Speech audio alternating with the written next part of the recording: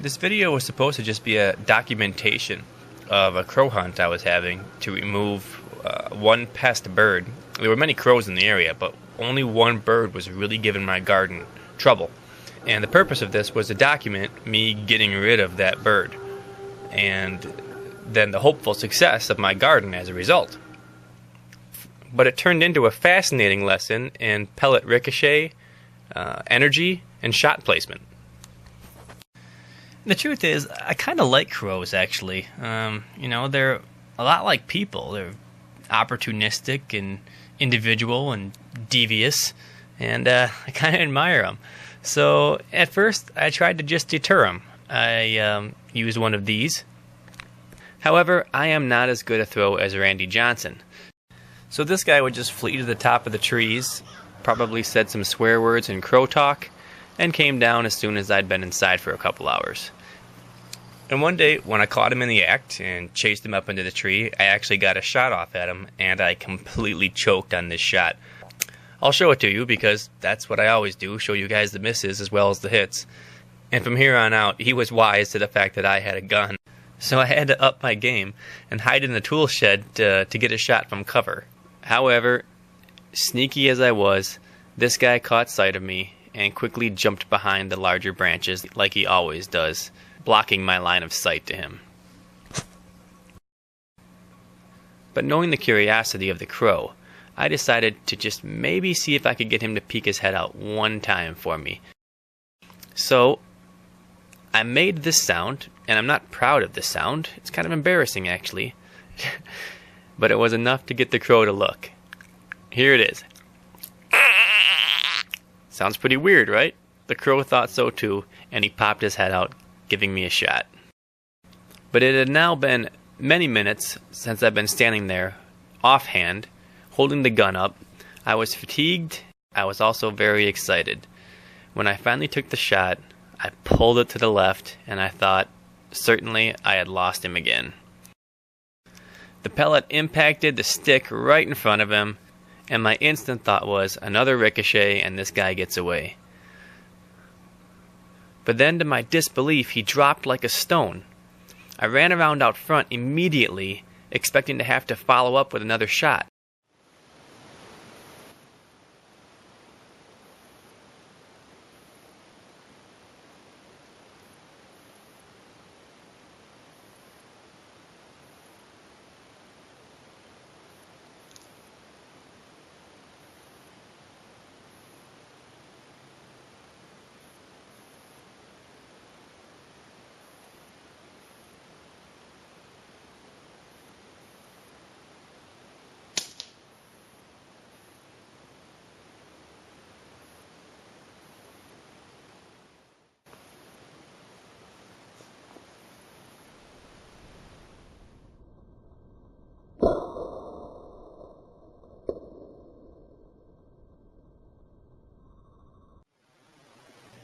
These are mourning doves, the most abundant and most hunted bird in North America.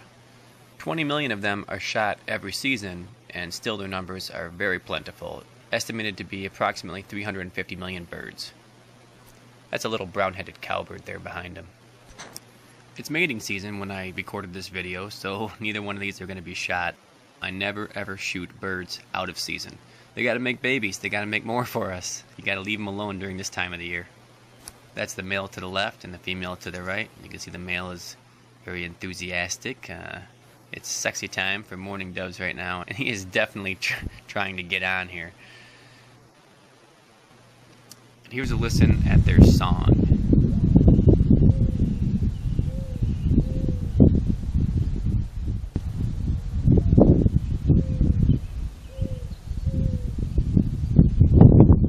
I'm sure everyone in North America has heard this before. As I mentioned, I leave these doves alone when it's not hunting season, and consequently their numbers swell up huge in our area. This is in large part due to the grain bins that we have that store dried corn. The doves are absolute pigs. These birds can eat up to 20% of their body weight every day, and they chow down and replicate like mad in our area. So come fall, during hunting season, with special permission, I harvest them with my air rifle. Mourning doves are classified as migratory birds, but they don't do a whole lot of migrating in our area. With the food source here, they stay here all winter. They gather in massive numbers. Their feces can be a bit of a problem, and this is another element of why I get my special permission to harvest them with the air rifle. I don't want to be shooting close to my house with shotguns.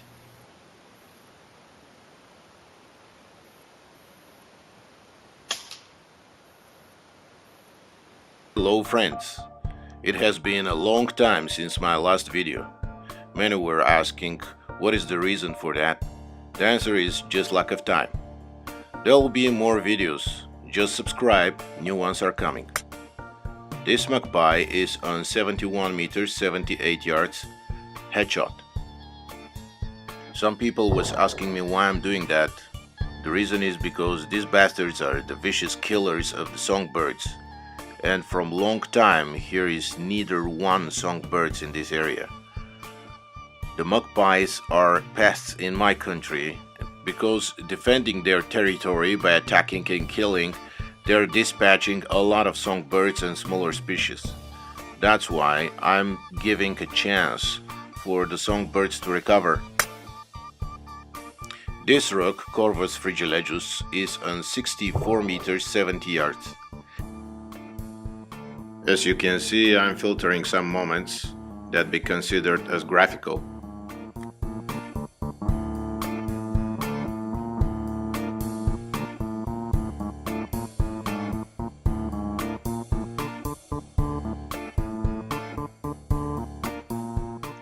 And this couple was on 104 meters 114 yards. The gun was new and I had tried on maximum 70 meters, so I guessed the drop to 3.7, but I was wrong. The mil rats was actually 5 mil rats. You may see the pellet is dropping far down and hitting the branch. Here in slow motion you can see it better.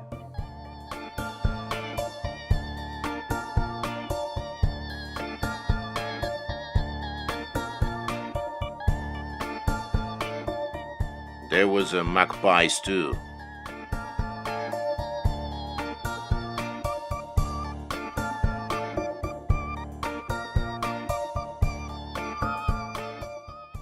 Other rooks was recorded too. There were hundreds of them.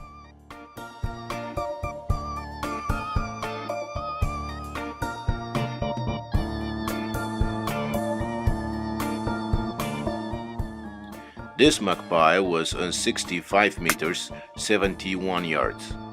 Here I am shooting with new rifle, new scope and new camera. The rifle is caliber gun Cricket .22. The scope is Falcon 5.5 to 25 by 56 first focal plane, and the camera is Casio Exilim EX FH100. This camera have abilities for slow motion, that's why I bought it. This tree is on 74 meters 81 yards, and there was at least 20 of them.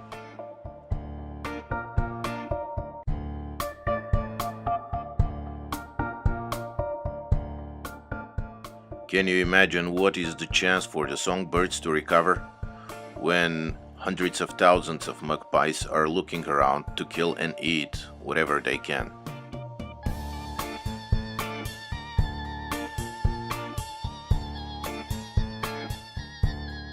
Clean shot, they're dead at the second. Before they drop down, they're dead.